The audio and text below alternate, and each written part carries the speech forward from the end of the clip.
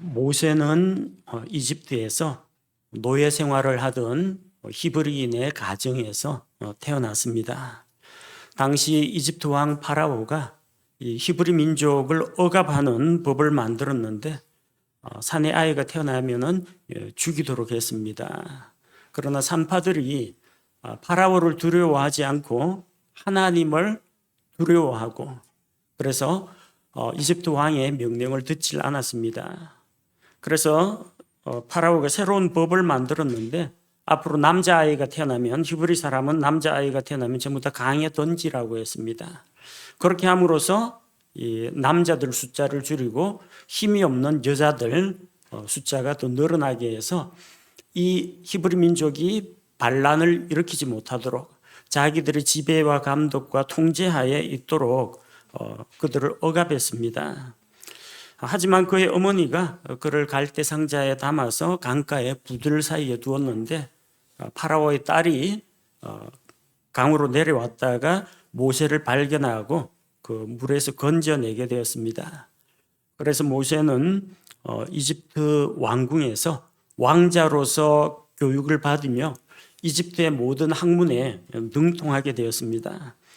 그리고 한편으로는 모세의 친어머니를 파라오의 딸이 유모로 삼았기 때문에 모세에게 젖을 먹이면서 어린 모세에게 어려서부터 히브리 민족의 역사와 하나님께 대한 신앙을 가르쳤습니다. 자, 이렇게 이제 두 개의 서로 다른 세계관, 가치관을 동시에 배웁니다. 한편으로는 창조주 하나님과 자기 조상들과 언약을 맺으신 하나님, 또 한편으로는 이집트의 여러 가지 정치, 종교, 문화, 언어, 풍습들을 또 배우는 이중적인 교육을 받고 자랐습니다. 나이가 40세가 되었을 때 모세는 자기 백성을 구해야겠다는 그런 결심을 하고 나갔지만 결국은 자기 백성에게 인정받지를 못했습니다. 자기 딴에는 자기 백성을 억압하는 이집트 노예 감독관을 쳐서 죽였지만 스스로 생각하기에 내 손을 통해서 하나님께서 우리 민족을 구원하신다. 그렇게 생각했지만 이집트 사람들도 히브리 사람들도 모세를 인정해 주지 않았습니다. 모세는 살인자가 되어서 쫓기는 신세가 되었습니다. 그래서 그는 도피 생활을 하게 되었습니다. 미디안 광야로 도망갔습니다. 집 떠나면 고생입니다. 근데 집 떠나서 고생을 하는 동안 모세가 철이 들었습니다. 늘 이집트 왕궁에서 아쉬울 게 없죠. 일 안 해도 먹고 살 수가 있습니다. 모든 사람들이 다 자기를 존경하고 굽신굽신거리고 뭐라고 말하기 전에 필요한 것들을 착착 다 챙겨주는 그런 생활에서 그 이집트의 화려한 궁전과 편안한 잠자리와 또 가진 재물과 그리고 여유로운 시간 이제는 더 이상 없습니다. 자기 어머니와 자기 민족을 떠나서 미디안 광야로 가서 혼자의 몸이 되었습니다. 원치 않는 시기에 자기 계획과는 전혀 다르게 집에서 독립을 하게 되었습니다. 근데 집 떠나서 이제 고생하는 건 고생하는 건데 집 떠나서 고생하는 동안 모세가 많이 깎이고 연단받고 사람이 좀 변화가 되었습니다. 이집트를 떠나 있고 부모님을 떠나 있었지만 오히려 떠나 있는 그 시간이 하나님과 가까이 있는 시간이 되었던 것입니다. 성경에는 모세가 40세에 광야로 도피해서 80세에 부르심을 받기까지 그 중간에 있는 40년에 대해서는 우리에게 많은 것을 이야기하지 않습니다. 우리가 아는 것은 그냥 미디안 광야에서 목자의 생활을 했다. 간략하게 그 정도만 알고 있습니다. 자, 하지만 그 광야 생활을 하는 동안에 그녀에게는 여러 가지 변화가 일어났습니다. 미디안 제사장 이드로의 딸과 결혼해서 그 집에 사위가 되어서 처가살이를 하게 되었습니다. 십보라와 결혼해서 가정도 이루고 일자리도 얻고 자녀도 낳았습니다. 그가 미디안에서 보낸 그 40년은 단순히 결혼하고 애 낳고 양치는 그것으로만 끝나지는 않았을 것이라고 생각합니다. 모세가 자기 자신을 돌아보고 또 자기 자신을 다듬는 내적인 성숙의 기간이 되었고, 하나님 앞에서 낮아지고 낮아지는 그런 훈련을 받았다는 것을 우리가 기억해야 할 것입니다. 생각해 보십시오. 이집트의 왕자로 있다가 하루아침에 지명수배자가 돼가지고 도피하는 범죄자가 되었어요. 그리고 살아남기 위해서 이방신을 섬기는 미디안의 제사장 집에서 그가 양치기 일을 하면서 자기 인생의 거의 40년 3분의 1을 그 미디안 광야에서 보냅니다. 아침에 눈 뜨고 일어나서 양 몰고 나가서 양 풀떡 끼고 데리고 오고, 단순한 반복되는 이런 생활 가운데에서 그는 철저하게 낮아졌습니다. 자기가 아무것도 아니라는 것을 발견하게 되었습니다. 이집트의 왕자예요. 한순간에 그가 가진 재물 한순간에 하나님께서 불어버리시면 아무 쓸모 없어지는 겁니다. 하나님께서는 철저히 그를 낮추시고 철저히 그를 비우셨습니다. 그리고 물이 높은 곳에서 낮은 곳으로 흘러서 낮은 곳에 고이는 것처럼 하나님의 은혜도 교만하게 치솟은 봉우리에 임하는 것이 아니라 낮아진 골짜기로 임합니다. 낮고 겸손해진 그의 마음속에 하나님의 은혜가 임하게 되는 것입니다. 한때는 나는 할 수 있다. 나는 이집트 왕자다. 내가 칙령을 선포하기만 하면 히브리 민족 해방시키는 건 아무것도 아니다 라고 스스로 생각했을지도 모릅니다. 왕자하고 왕위 계승 후보자였기 때문입니다. 80세 하나님 앞에서 부르심을 받았을 때 그는 자신감이 없었습니다. 11절 말씀해 보니까 모세가 하나님께 아뢰되 내가 누구이기에 파라오에게 가며 이스라엘 자손을 이집트에서 데리고 나가리이까. 한마디로 말하면은 나는 그럴 만한 자격도 안 되고 능력도 안 되고 실력도 부족하고 나는 할 수 없는 존재라는 것을 하나님 앞에서 고백했습니다. 이거는 정중하게 사양하는 말이 아니라 실제적으로 자기는 아무것도 아니라는 걸 알았기 때문입니다. 지금 돌아가서 나 모세가 돌아왔다 하면은 알아주겠습니까? 이집트 사람들이 알아주겠습니까? 내가 40년 전에 여러분을 떠났던 모세입니다면 히브리 민족이 너 누군데? 우리하고 고난을 받지도 않고 노예에 시달리지도 않고 어느 날 갑자기 나타나서 나는 지도자다 하고 하면은 히브리 민족 중에 누가 받아주겠습니까? 그는 나는 부족합니다라고 겸양의 뜻으로 말한 게 아니라 실제적으로 부족했습니다. 어떻게 자기를 낮추려고 한 게 아니라 이미 낮아질 대로 낮아진 그런 상태였습니다. 그런 자에게 하나님께서 나타나셔서 자기를 계시하시고 하나님 자신의 거룩한 이름을 가르쳐 주시고 이집트로 내려가서 내 백성을 이끌어내어서 조상들에게 하나님께서 약속하신 그 가나안 땅으로 그들을 인도하여 드리라는 중대한 사명을 맡기셨습니다. 오늘 우리는 하나님께 부르심을 받은 그 모세에 대해서 살펴보려고 합니다. 왜 훨씬 조건이 좋을 때 40세 아직 젊은 나이에 이집트의 왕자에 이거 데려다 하나님께서 딱 쓰시면은 상당히 유용하게 쓸 수 있는 핵심 권력을 차지하고 있는 그때는 안 쓰시더니 이제 와서 정말 형편없는 이집트에서 도피해서 이 미디안에서 양치기 하는 자기를 불러다 쓰시는 하나님. 하나님께서 왜 이렇게 낮아진 모세를 사용하셨을까? 왜 그때는 불러서 소임을 맡기지 않으시고 이제 와서 80세 된 거의 인생 중반을 다 산 그 사람에게 하나님께서 일을 맡기실까요? 하나님은 언제 어떤 사람을 불러 사용하십니까? 오늘 하나님께서 우리에게 이 말씀을 통해서 어떠한 교훈을 보여주시는지 함께 살펴보려고 합니다. 자, 하나님께서 언제 모세를 부르셨는가? 보통 이렇게 이야기하면은 80세에 부르셨습니다. 이렇게 대답하시는 분들이 많을 겁니다. 맞습니다. 그 나이를 계산하면 모세의 나이 80세 때 하나님께서 부르셨습니다. 그러면은 하나님이 모세가 80세가 되었기 때문에 불렀을까요? 그건 아닙니다. 나이 때문에 부르신 건 아닙니다. 하나님께서는 정하신 때가 되었을 때 모세를 부르셨습니다.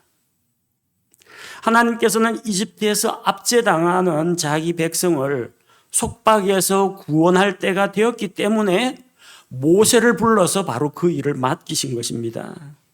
하나님은 그분의 때에 따라서 정하신 때에 일을 하십니다. 이 세상에 일어나는 모든 일에는 정한 시기와 때가 있습니다. 전도서 3장 1절 말씀에 보면은 하늘 아래 모든 일에는 시기가 있고 모든 목적한 것에는 때가 있도다. 때가 있습니다. 심는 때가 있고 거두는 때가 있습니다. 일을 시작할 때가 있고 마칠 때가 있습니다. 만날 때가 있으면 헤어질 때가 있습니다. 전쟁을 해야 할 때가 있고 화평을 취해야 할 때가 있습니다. 일할 때가 있고 일을 쉬어야 할 때가 있습니다. 그래서 이 때와 시기를 정확히 분별하고 그 때에 맞게 일을 하는 것이 필요합니다. 열차나 비행기는 여러분을 기다려주지 않습니다. 그건 정해진 스케줄을 따라서 움직입니다. 운행 시간표에 맞춰서 움직이는데 우리가 그 차 시간에 맞춰서 역이나 공항에 도착해야 됩니다. 때를 잘 맞춰야 됩니다. 때를 놓치면요 못합니다. 다음 편 비행기, 다음 열차를 타야 됩니다. 한창 어린아이가 재롱 부리면서 귀여움 받으면서 성장할 때가 있습니다. 잘 먹고 잘 자랄 시기입니다. 그때는 다른 복잡한 거 생각할 거 없이 주는 대로 먹고 쉬고 어리광도 피우면서 마음껏 누릴 때입니다. 그 시기는 다시 오지 않습니다. 한창 성장기에 자라야 됩니다. 성장기를 놓치면 성장하기가 참 어렵습니다. 영적인 부분도 마찬가지입니다. 한창 어린 학생 시절에 부모님의 말씀을 통해서 듣고 배우고 교회에서 말씀을 듣고 성장할 시기가 있는데 그 시기를 놓치고 나중에 정말 말씀으로 채워지지 않고 나이는 먹고 세상 물만 잔뜩 먹으면요 말씀이 잘 안 들어갑니다. 때가 있습니다. 이 좋은 때에 영적으로 성장할 때 성장하고 또 성장하고 무장되어서 섬기고 봉사할 때 일을 해야 됩니다. 그 시기를 놓치고 젊을 때 힘 다하여 섬기라고 찬송가에도 나오는데 나는 젊었을 때는 좀 더 인생을 즐기고 하고 싶은 거 다 해보고 나중에 나이 들어가지고 노년이 돼가지고 직장도 안 다니고 시간이 많아지거든. 그때 가서 섬기겠다고 하는데 이 나이 들면요 체력도 예전 같지 않습니다. 힘도 없어요. 젊었을 때의 패기도 없습니다. 섬길 수 있는 청장년의 시기에 섬겨야 됩니다. 우리는 시기를 잘 봐야 됩니다. 이 낚싯대를 딱 가지고 낚시를 하는데 찌가 딱 빠르르 뚫리면서 물속에 잠기려고 하고 그때 팍 잡아채야 됩니다. 조금만 더 하면은 미끼만 물고 튀어버립니다. 불판에 고기를 굽는데 뒤집어야 할 때가 있습니다. 타이밍을 잘 잡아서 뒤집어야지. 아직 익숙한데 뒤집었다가 조금 있다가 또 뒤집었다가 아직 익지도 않았는데 먹어야 할 때가 아닌데 내르름 먹다가 탈납니다. 타이밍이 중요합니다. 라면을 끓이더라도 딱 끓여가지고 언제쯤에 불을 내릴 것인지를 봐야 되는데 계속해서 보다가 라면이 그냥 죽이 돼버립니다. 때를 잘 봐야 됩니다. 하나님의 일에도 때가 있습니다. 하나님의 때는 사람에게 달려 있지 않습니다. 하나님의 때는 하나님께 달려 있습니다. 모세가 나이가 40세라서 아직 때가 아니고 80세라서 때가 무르익었다, 그런 의미가 아닙니다. 모세가 왕자일 때는 안 되고 미디안의 목자일 때는 되는 그런 게 아닙니다. 모세의 나이나 신분하고는 전혀 관계가 없습니다. 하나님의 때이냐 하나님의 때가 아니냐, 하나님의 때에 하나님께서 자기 일을 하십니다. 하나님께서는 자기가 계획하시고 정하신 때에 일을 하십니다. 그 사람의 나이가 어떠하든지 신분이 어떠하든지 재력이 어떠하든지 건강이 어떠하든지 그거는 별로 중요하지 않은 문제입니다. 하나님께서는 정하신 때에 필요한 사람을 불러 세우십니다. 모세가 왜 부르심을 받았습니까? 모세가 잘 무장되고 잘 훈련받고 이제는 일을 시키면 잘하겠다 싶어서 부르신 게 아니라 하나님께서 때가 되었다고 판단하셨기 때문입니다. 그래서 우리가 해야 될 게 무엇입니까? 하나님의 때가 바로 지금인가? 하나님께서 일을 하시고 계신가? 예수님께서 내 아버지께서 지금까지 일하고 계시니 나도 일한다 말씀하신 것처럼 우리도 하나님께서 일하실 때 우리가 일해야 하고 하나님께서 일하고 계시는 곳에 우리가 가서 일을 하면 되는 것입니다. 하나님께서 언제 모세를 부르셨는가? 둘째는 하나님의 백성이 기도할 때 모세를 부르셨습니다. 모세가 기도할 때가 아닙니다. 하나님의 백성이 기도할 때 모세를 부르셨습니다. 모세는 이집트를 떠나서 미디안 땅에서 나그네가 되었습니다.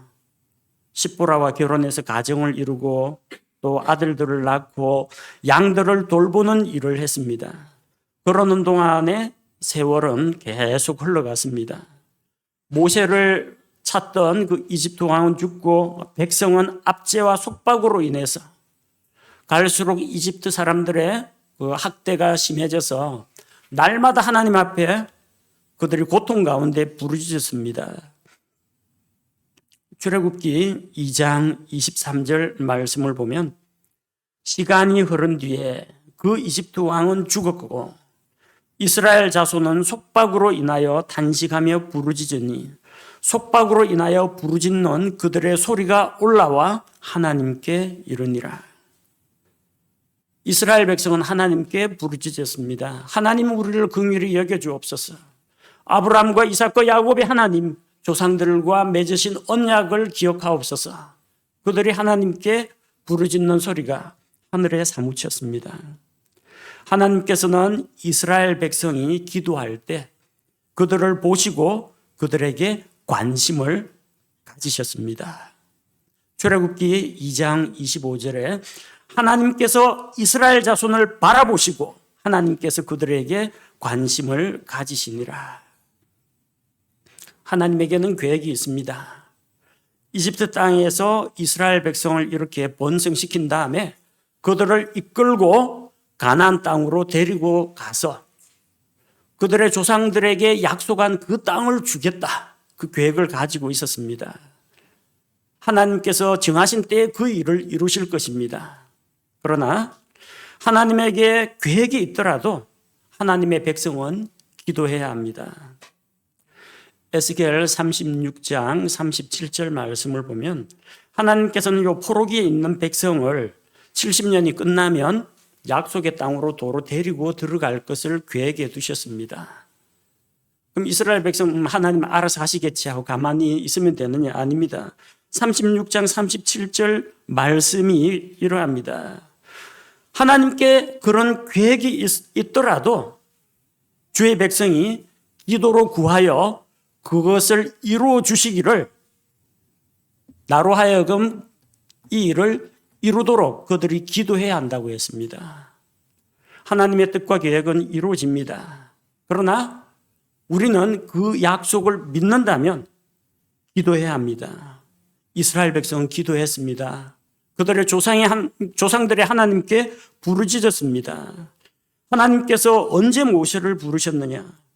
이스라엘 백성이 주께 부르짖어서 주께서 그들에게 관심을 보이셨습니다.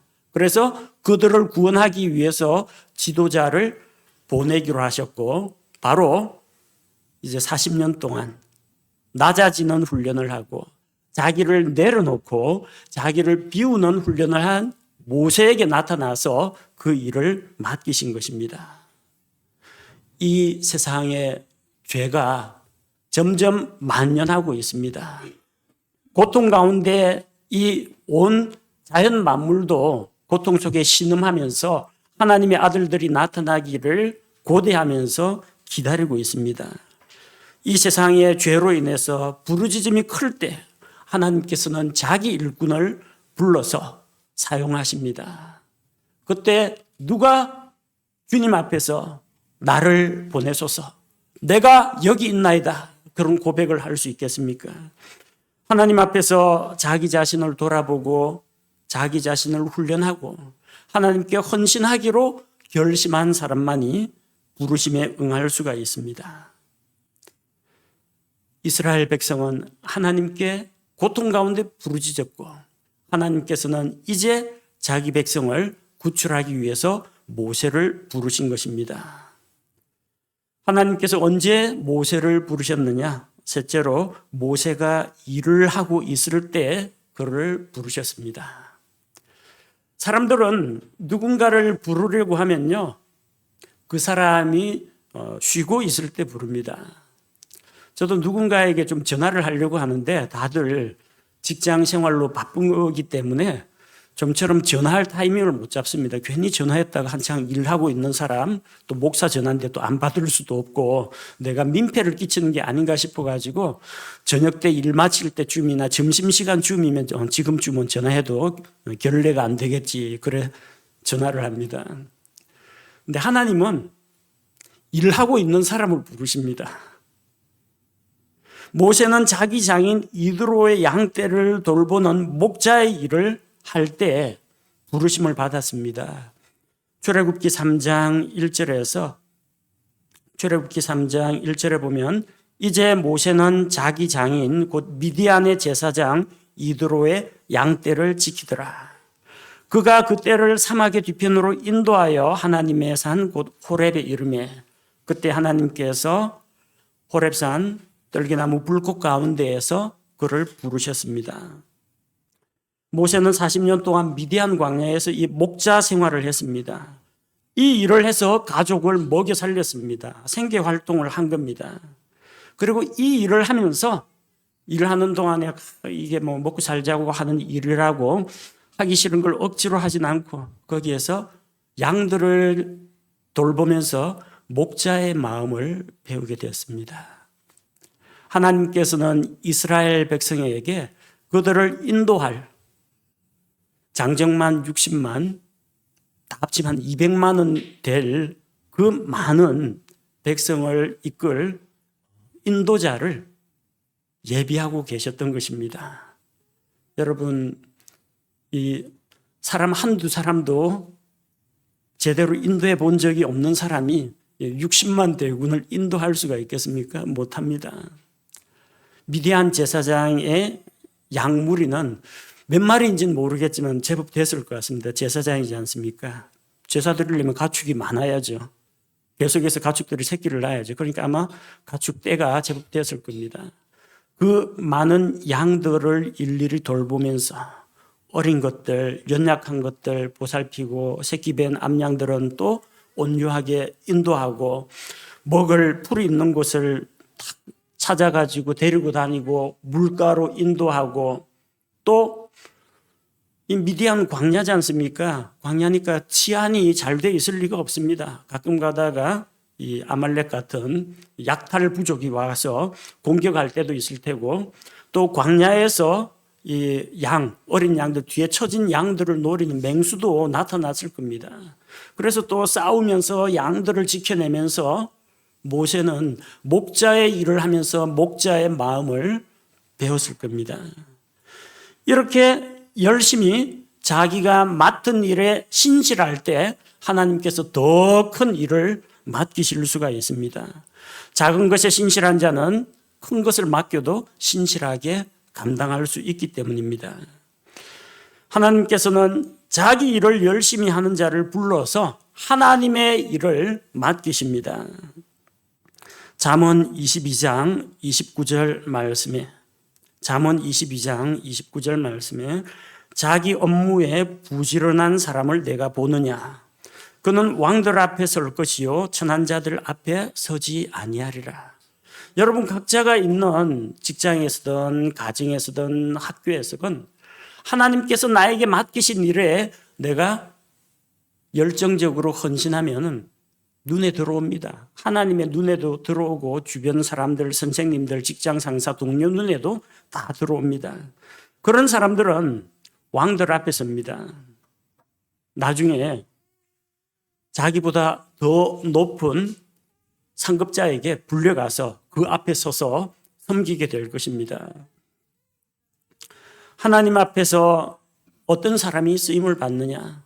신실하게 일하는 사람이 쓰임을 받습니다. 기드온은 다른 사람들 다 자고 있을 때 밤중에 밀을 타작하다가 포도즙 틀에서 밀 타작하고 있을 때 주의 천사가 나타나서 그를 불러서 미디안과 싸우라는 사명을 주었습니다. 엘리야의 제자 엘리사는 소 12결의를 가지고 한 결의가 2마리입니다. 24마리를 데리고 밭을 갈고 있을 때 그때 엘리야가 그를 불렀습니다. 예수님은 갈릴리 호수에서 수영하는 사람들을 부르지 않았습니다. 갈릴리 호수에서 일광욕하는 사람 부르지 않았습니다. 배에서 그물을 싣고 있는 사람, 그물을 수선하고 있는 또 그물을 던지고 있는 어부들, 일하는 사람들을 불렀습니다. 가버나움에 가서는 세관에서 사람들한테 돈 받고 있는 레위를 불렀습니다. 일하고 있는 사람 부르면은 그 사람 방해하는 것 같고 신뢰하는 것 같죠. 하나님께서는 정말 자기 일에 열심인 사람을 부릅니다. 심지어는 하나님께서 세우신 교회, 예수 그리스도의 교회를 핍박하기 위해서 열심히 노력하는 사울을 불렀습니다. 열심의 방향이 잘못된 거지 그는 정말 부지런한 사람이었습니다. 다른 사람은 뭐 유대교가 뭐 어떻든 뭐 기독교가 어떻건 뭐 그리스도인이 어떻건 신경 안 쓰고 이래도 좋고 저래도 좋고 그런 사람들은 하나님께서 주의 깊게 보지 않습니다. 교회에 출석하는 사람들이 있습니다. 1월 되면 성경 찬송 끼고 교회 왔다가 예배 마치면 그냥 가고 그냥 이렇게 습관적으로 교회 왔다 갔다 하는 그런 사람들은 하나님 앞에 쓰임받기가 어렵습니다. 그 가운데서 정말 말씀에 열심히 있고 이것이 정말 그러한가 성경을 읽어보고 궁금증을 갖고 탐구해보고 그 다음에 이 좋은 복음을 왜 나만 알고 있어야 되느냐, 다른 사람에게 내가 속에서 불이 붙는 것 같아가지고 답답해가지고 다른 사람한테도 다른 사람이 정말 가엾고 불쌍해가지고 안타까운 마음으로 복음을 전하려고 애를 쓸 때 뭔가 부지런히 일을 할 때 하나님께서 불러다 사용하시는 겁니다. 하나님은 모세가 이집트 왕궁에서 옆에서 시녀들이 이제 부채질 해주는 그 부채질을 받으면서 포크로 과일 찍어 먹으면서 느긋하게 잘 쉬고 있을 때 시간 많고 능력 많고 권세 많은 그런 모세에게 일을 맡기지 않으셨습니다. 하나님께서는 광야에서 열심히 목자로서 일하고 있는 모세를 부르셨습니다. 하나님은 자기 일도 제대로 감당하지 못하는 사람은 쓰시지 않습니다. 작은 것에 신실한 자에게 많은 것을 맡기십니다. 자기 가정도 잘 돌보고 학교 생활도 잘하고 자기 직장 생활도 잘하고 그런 사람은 나중에 하나님의 일을 맡겨도 잘할 수 있기 때문입니다. 넷째로 하나님께서는 모세가 낮아지고 겸손해졌을 때 그를 부르셨습니다. 말이 뭐 40년 광야 목자 생활 하면은 한두 마디 말로 제가 뭐 40년 광야의 목자 생활 이렇게 이야기했지만 이게 참 쉬운 일이 아닙니다. 모세는 말 못하는 짐승들을 상대했습니다. 사람이면 그래도 말이라도 통하잖아요. 대화가 되고 토론이 되는데 이 짐승들은 말이 안 통합니다. 또 양들이 우리는 순하다고 생각하는데요. 양들은 순한 게 아니라 힘이 약한 겁니다. 이 양들이 순한 이유가 이 날카로운 발톱과 이게 이빨 이런 게 없어가지고 공격을 안 하는 거지. 이 양들이나 염소들은 이마로 주로 들이받습니다. 말 안 들어요, 얘들. 근데 그걸 다 한두 마리도 아닐 텐데 다 이거 돌봐줘야 됩니다. 그리고 손이 진짜 많이 갑니다. 이게 사람이 짐승을 부하처럼 거느리는 게 아니라 양들이 상전이고 목자가 종입니다. 양들을 섬겨야 됩니다. 먹을 거 갖다 바쳐야 되고 마실 물 갖다 바쳐야 되고 아프면은 싸매줘야 되고 다 돌봐줘야 됩니다. 그러니까 말하자면은 이 사람을 섬기는 정도가 아니라 낮아져서 짐승들을 섬기는, 양들을 섬기는 그런 일을 해야 했습니다. 어떤 때는 사람들을 만나서 상인들을 만나기도 했을 테고 강도를 만날 때도 있고 맹수를 만날 때도 있었습니다. 일을 하면서 낮에는 땡볕에 시달리고 밤에는 추위에 떨어야 했습니다. 왜냐하면 이게 양들에게 사료를 먹이던 그런 시대가 아닙니다. 풀을 찾아서 쫙 이동을 합니다. 풀 다 뜯으면요.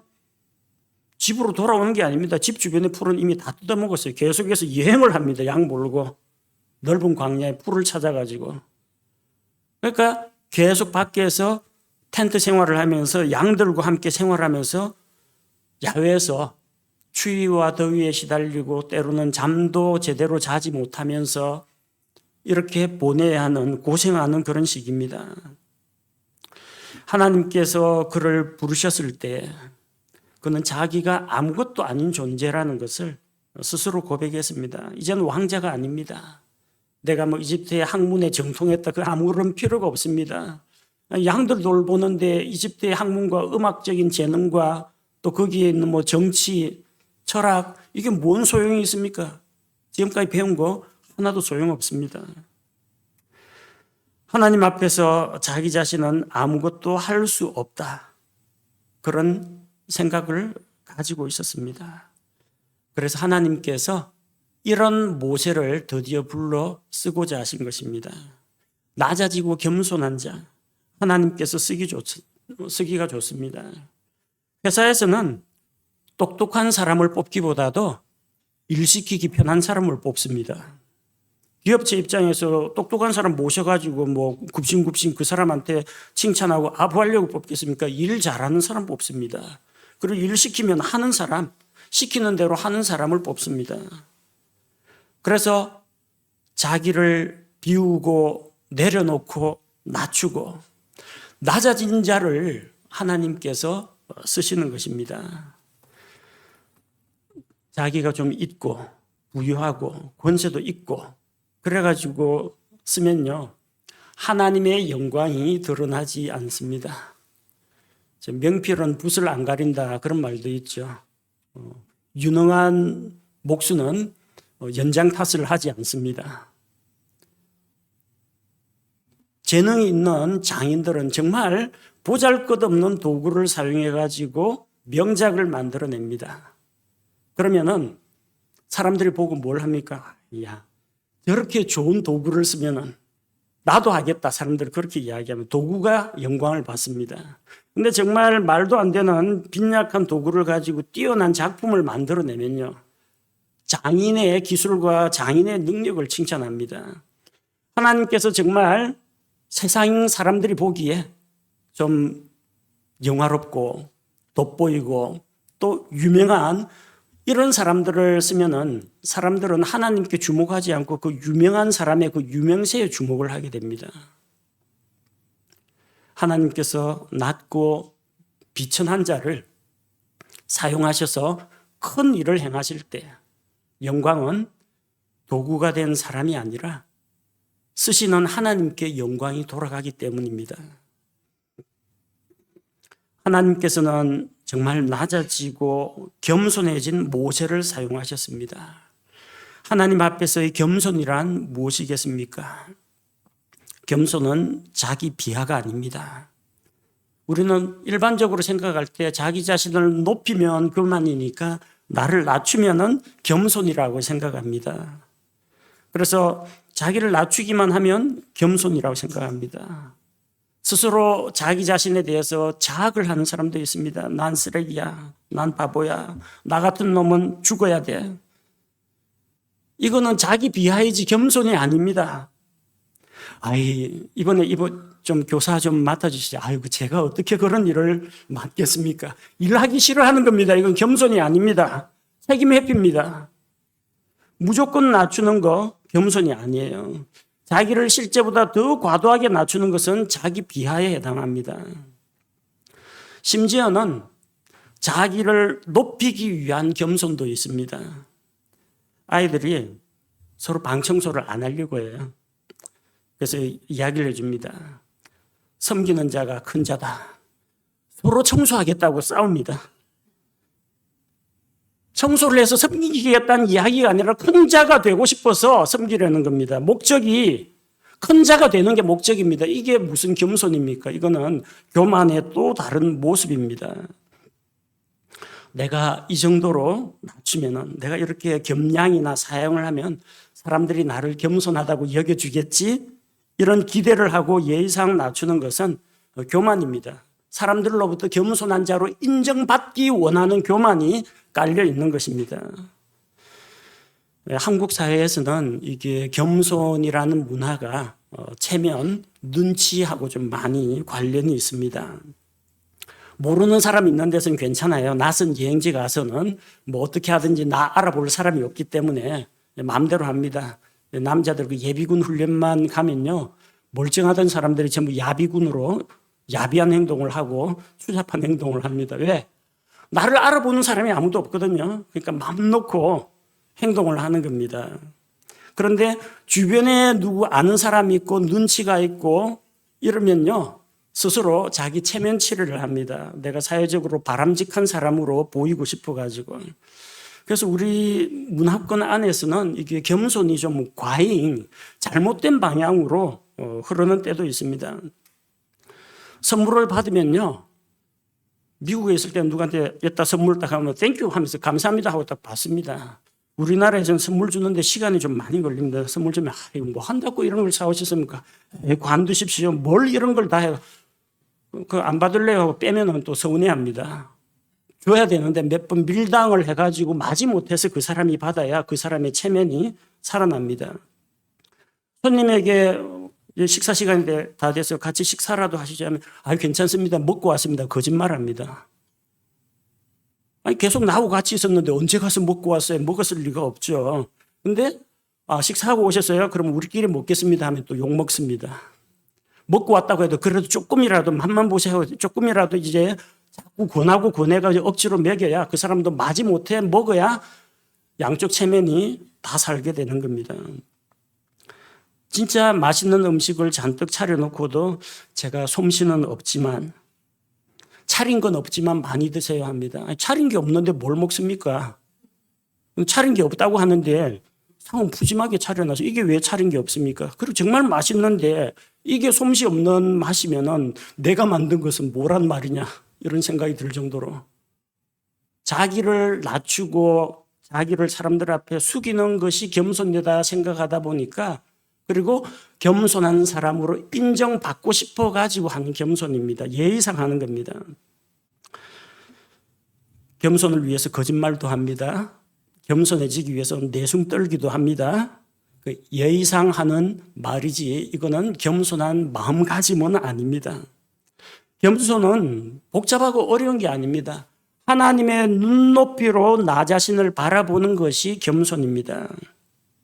나 자신에 대해서 실제보다 더 높게 과장하지도 말고, 나 자신에 대해서 더 낮게 생각하지도 말고 딱 자기 분량만큼, 자기 현재 상태만큼, 그러니까 자기 현재 상태하고 자기 수준을 잘 알고 있으면 됩니다.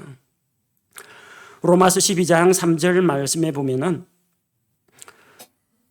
내게 주신 은혜를 힘입어 너희 가운데 있는 각 사람에게 내가 말하노니 각 사람은 자기가 마땅히 생각할 보다 생각할 것보다 더 높이 자기에 대하여 생각하지 말고 하나님께서 각 사람에게 믿음의 분량을 나누어 주신 대로 맑은 정신으로 생각하라. 여러분 자신의 눈으로 여러분을 재지 마십시오. 타인의 시선으로 나를 재단하지 마십시오. 하나님 앞에서 하나님이 나를 어느 정도까지 보고 계신가, 어느 정도 인정하고 계신가, 그 수준으로 자기를 보면 됩니다. 즉 한마디로 말해서 겸손이라는 것은 하나님 앞에서 자기 모습을 바로 아는 것입니다. 그래서 그런 말이 있죠. 국어를 배웠으면 자기 주제를 알고, 수학을 배웠으면 자기 분수를 알고, 지리를 배웠으면 자기 위치를 알아야 된다. 내가 어떠한 사람이냐, 어느 정도의 수준에 있느냐, 딱 그 수준에 맞게 하면 됩니다. 하나님 앞에서 나의 믿음은 어느 수준입니까? 그 수준대로 믿고 행하시면 됩니다.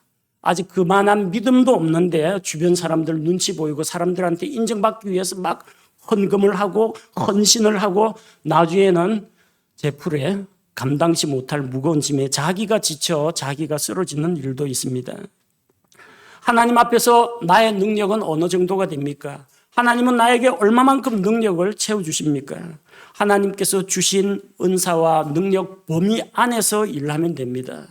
교회는 여러분을 억압하지 않습니다. 여러분에게 무슨 희생과 헌신을 강요하지 않습니다. 각 사람이 하나님으로부터 받은 은혜가 얼마나 풍성하냐에 따라서 또 자기가 하나님께 받은 은혜에 대해서 얼마만큼 하나님께 자신을 드릴 수 있는가에 따라서 각자가 할 수 있는 일을 하시면 됩니다. 능력도 안 되면서 함부로 나서는 것은 교만입니다. 능력이 되면서도 안 하는 것은 책임 회피입니다. 모세는 하나님 앞에서 자기 자신의 모습을 깨달았습니다. 40세 때 젊은 혈기로 무엇이든지 할 수 있을 것처럼 설쳤습니다. 근데 이제 나이 들고 이 40년 동안 광야 생활을 하다 보니까 나는 할 줄 아는 게 별로 없다. 하나님 앞에서 많이 부족하다. 겸손의 말이 아니라 나는 실제적으로 부족하다라는 것을 깨달았습니다. 하나님, 저는 나이가 많습니다. 하나님, 저는 이집트 왕자 신분도 아닙니다. 하나님, 저는 살 곳도 없어서 처가살이하고 있는 신세입니다. 하나님, 저는 비천한 목자 생활을 하고 있습니다. 저는 뛰어난 기술이나 지식도 없습니다. 내가 이것을 인정할 때 하나님께서 나를 쓰실 수가 있고 나에게 부족하다고 한 것은 하나님께서 얼마든지 채워주실 수가 있습니다. 하나님께서는 실력 있고 자신감 넘치는 사람보다는 하나님께서 쓰기 편한 사람, 하나님 앞에서 낮아진 사람을 사용하십니다. 우리는 하나님 앞에 다 연약하고 부족한 것이 많은 사람들입니다. 겸손의 말이 아니라 나는 실제적으로 부족합니다. 그럼에도 불구하고 우리 자신의 무지와 무능한 모습을 있는 모습 그대로 하나님 앞에 가지고 나아갈 때 능력이 많으신 하나님께서 우리를 부르시고 우리 안에 자신의 능력으로 채워주시고 우리를 하나님의 일에 사용해 주시는 것입니다. 연약한 우리를, 정말 비천한 우리를 하나님 앞에 드릴 때 이 작고 연약한 우리를 사용하셔서 하나님께서 일을 하신다는 것입니다. 우리 모든 성도들 하나님 앞에서 자기 자신의 모습을 똑바로 보는 맑은 정신을 가져야 합니다. 그래서 겸손한 마음을 품고 하나님 앞에 하나님의 때에 하나님의 일에 쓰임받는 성도들이 되도록 합시다. 함께 기도하겠습니다. 하나님 아버지, 40년간 미디안 광야에서 목자 생활을 하면서 모세를 낮추시고 비우시고 자기의 모든 것을 내려놓게 하신 하나님께서 정하신 때에 그를 부르신 것을 보게 됩니다. 또 이스라엘 백성이 하나님과 조상 사이의 언약의 말씀을 붙잡고 부르짖고 기도할 때 하나님께서 일을 하신 것을 보게 됩니다. 모세가 자기 자신의 일에 신실하게 충성하고 있을 때 하나님께서 그를 부르셨고, 또 겸손하게 낮아졌을 때 하나님의 일꾼이 된 것을 보았습니다. 우리 삶 가운데에서 하나님 스스로 자신의 모습을 하나님의 시야로 똑바로 볼 수 있는 눈을 주옵소서. 감당치 못할 마음속에 큰 망상이나 상상에 빠지지 말게 하시고, 자기 자신을 사람들 앞에서 과대포장하고 또 자기 자신을 스스로 높이지 말게 하옵소서. 또한 우리 자신을 실제보다 비하시켜서 자기 자신을 낮추지 않게 하시고, 하나님께서 주신 그 능력대로, 하나님께서 주신 믿음의 분량대로 하나님께 받은 바 은사와 재능을 사용하여 주께서 정하신 때에 주님이 일하시는 곳에서 주님의 일을 하게 하옵소서. 주님, 우리를 사용하여 주옵소서. 예수님의 이름으로 기도합니다. 아멘.